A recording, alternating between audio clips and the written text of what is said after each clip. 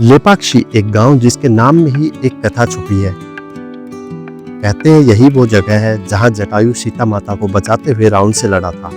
शरीर टूटा पर सांस नहीं टूटा। जब राम पहुंचे उन्होंने इसे उठाया और कहा ले पक्षी, और तब से यह धरती ले पक्षी लेपाक्षी कहलाने लगी।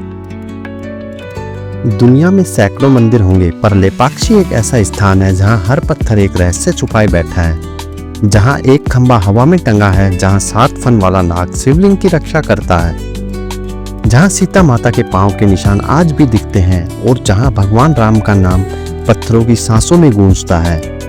आज हम खोलने वाले हैं लेपाक्षी के सबसे गहरे राज, एक एक जगह को करीब से। तो आप अपनी सांस को थाम लीजिए, क्योंकि ये सिर्फ एक यात्रा नहीं, ये एक ऐसा अनुभव है जो सदियों से आपका इंतजार कर रहा था। यह है लेपाक्षी का प्रवेश द्वार। कहते हैं अगर आप यहाँ पहली बार आते हैं तो आपको मंदिर की ऊर्जा सबसे पहले यही महसूस होती है। दाईं तरफ जो खंबा दिख रहा है यह सिर्फ पत्थर नहीं बल्कि इस मंदिर की पहली कहानी है।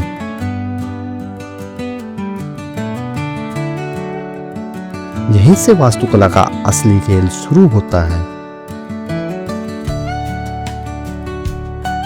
अंदर आते ही ये विशाल हॉल आपका स्वागत करता है। हर स्तंभ एक कथा, हर नक्काशी एक महाकाव्य। कहते हैं यह देवताओं ने बैठकर नृत्य और संगीत की योजना बनाई थी, तभी इसका नाम नृत्य मंडप पड़ा।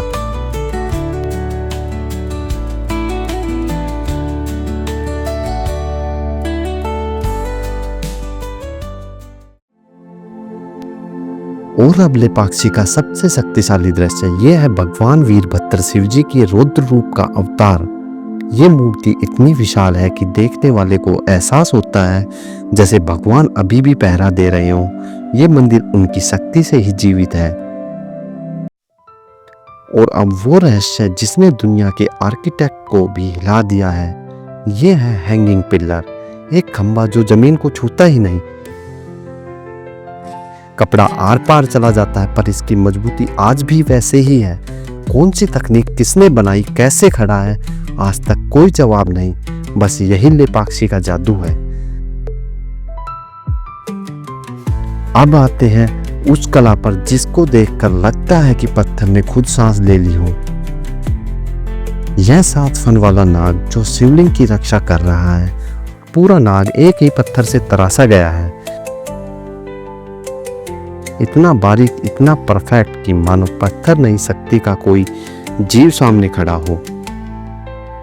7 फन वाले नाग के बगल में शांत और स्थिर रूप में बैठे हैं भगवान गणेश। कहते हैं कलाकार थक गया था तो सबसे पहले उसने गणेश जी को बनाया ताकि काम में कोई बाधा ना आए, और जैसे ही रूप पूर्ण हुआ पूरे मंदिर में एक अलग सी ऊर्जा फैल गई। गणेश जी से आगे बढ़ते ही ये पवित्र शिवलिंग दिखाई देता है जिसकी छत्र छाया नाग दे रहा है। घंटों शांत बैठकर ध्यान लगाते हैं क्योंकि इस जगह की कंपन पूरी तरह अलग है।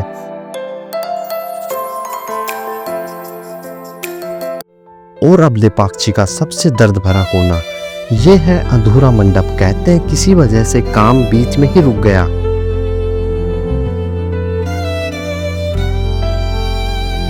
कुछ कहते हैं कलाकारों को मार दिया गया, कुछ कहते हैं राजा को धोखा मिला। सच क्या है कोई नहीं जानता, पर इस अधूरे मंडप में आज भी हवा से इतिहास रोता हुआ लगता है।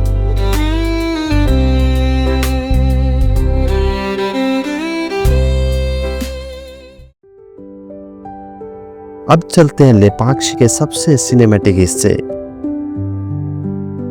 ये लंबी सीधी अनंत लगती कॉरिडोर्स, हजारों स्तंभ, एक जैसे नक्काशी और बीच से गुजरती हवा।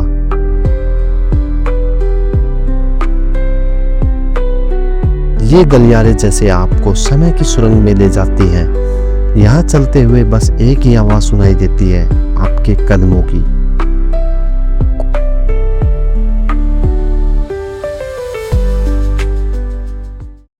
कॉरिडोर से बाहर निकलते ही दूर दिखती है गरुड़ा की विशाल मूर्ति। कहते हैं इन्हें ही इस दिशा में इसलिए रखा गया क्योंकि ठीक सामने नंदी और गरुड़ा यहाँ पहरेदार की तरह खड़े हैं, हमेशा भक्तों की सुरक्षा के लिए। ये जो पत्थर पर एक विशाल पैर का निशान दिखता है, कहा जाता है सीता माता का है। जब रावण उन्हें ले जा रहा था तो इसी स्थान पर सीता माता ने कदम रखा। जैसे ही उनका चरण स्पर्श हुआ, धरती पर पानी उभर आया। आज भी ये स्थान नम रहता है, मानो माँ सीता का आशीर्वाद यहाँ आज भी मौजूद है।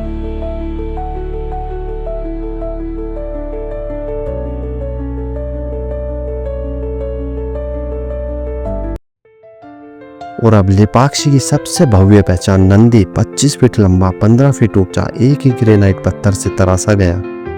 इस नंदी के सामने खड़े होकर हर यात्री छोटा नहीं, खुद को आशीर्वादित महसूस करता है।